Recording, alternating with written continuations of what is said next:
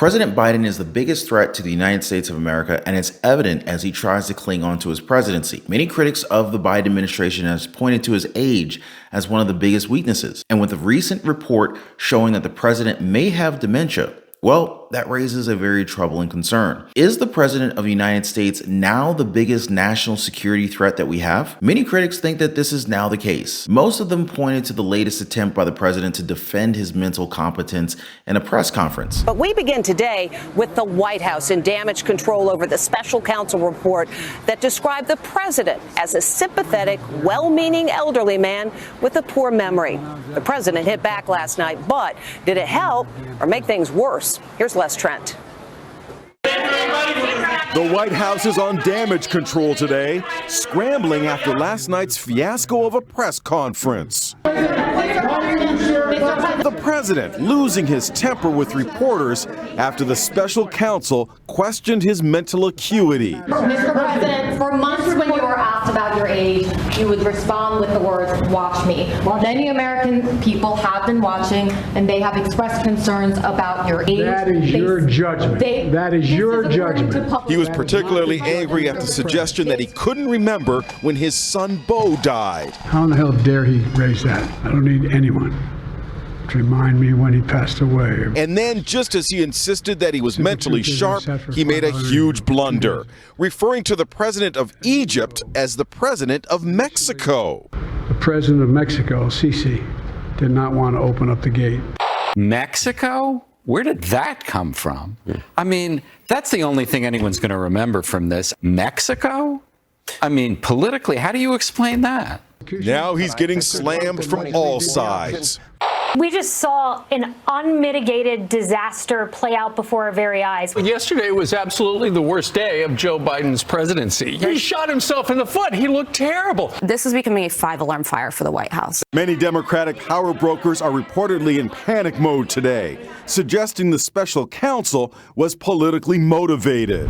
Hey guys, I just want to thank you so much for always liking the videos. I really do appreciate your likes and support. And as always, I really also appreciate you guys sharing these videos. It helps the channel out a ton. Now, if you guys remember, President Biden, he told everyone who doubted his ability to lead the nation at his age to, quote, "watch me," a statement that he may now be regretting, as many Americans actually did up until now, pretty much watch how he performed as the president of the United States. But when pressured about this, the president just said that Americans don't see him the same way, and he's the most qualified person in this country to lead us. However, in the very same briefing, it looked as if President Biden was confused and mixed up the name of the presidents of both Mexico and Egypt. This did not help boost the confidence of his supporters. In fact, it only made the situation much worse. Now, you can see it in the news as more of them are now reporting the same thing. The Wall Street Journal says that the president has more than just an age problem. They say that voters don't see him as presidential. CNN says that the president tried to prove that he didn't have any mental issues and accidentally proved himself wrong. It's normal that we see critics that call out mental challenges of President Biden, but to see people who used to support him now criticize him for this kind of activity, it's kind of surprising, which means that they admit that it's gotten to a point where it's almost impossible to hide the evident decline in his mental faculties. We have to remember that the president is beyond 80 years old at this point. Dementia can affect people at the ripe old age of 65. So him struggling to remember his own term as vice president or names of world leaders is not something that's unexpected. However, one instance where it became incredibly clear that he was having challenges recalling things was when he said that he remembers his son Beau dying in Iraq as he served in our military. Now, the reality is that his son died due to brain cancer. The president also had to repeatedly keep asking when he served as vice president because he couldn't remember the dates at all when he served. There were also instances where he talked about discussions with world leaders who were already dead. Go figure, guys. One where he talked to former German Chancellor Helmut Kohl about the 2020 presidential elections. The problem is that Kohl died back in 2017. Another instance was when he said that he recently talked to former French President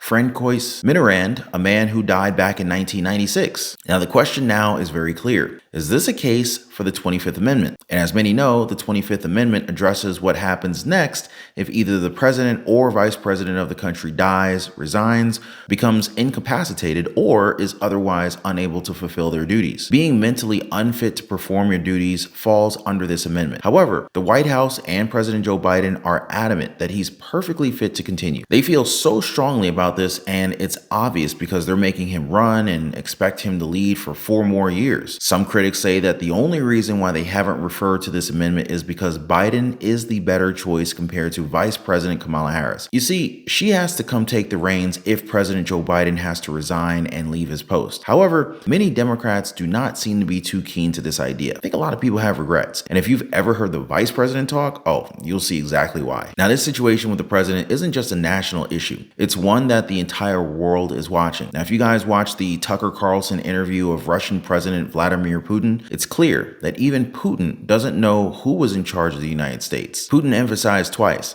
that we now have a system where the person who the American people vote for is not necessarily the one who's in charge. Putin confirmed this by telling a story of a conversation that he had with former President Bill Clinton. Putin said that he asked Clinton if Russia could possibly join NATO, to which Clinton responded that yes, there was a chance. By nighttime, though, Clinton talked to Putin and said that his team had said no to this idea. So who's really pulling the strings here? This is something that many world leaders are now asking. The same question could be asked about Ukraine, right? Is Zelensky in charge, or is NATO in charge? And this is why this is such a big deal for the United States. If President Joe Biden can't lead, given that he's mentally unfit, then who's actually leading the country? Who's making the tough calls? Who's talking to other world leaders? There's so many questions that we have to ask, but it looks as if the plan to salvage this entire situation has already started. Neurologists have now weighed in on the inconsistencies that the president has had when it comes to events and dates. As I said before, he has a habit of forgetting simple dates and events. However, neurologists are saying that blanking out on the names of acquaintances or having difficulty remembering dates from past,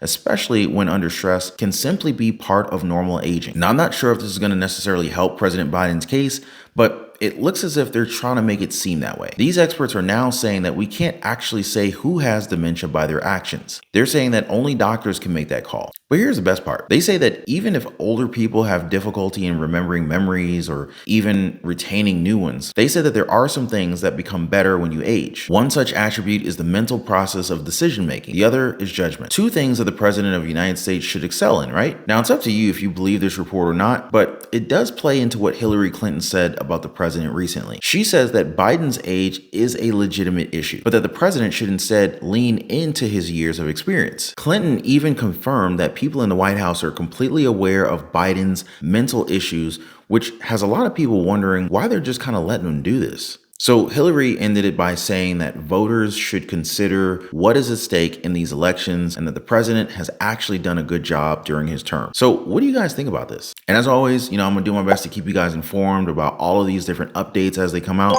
Before I go, I just want to thank you guys so much for being here. Appreciate you guys, and I'm going to catch you on the next one.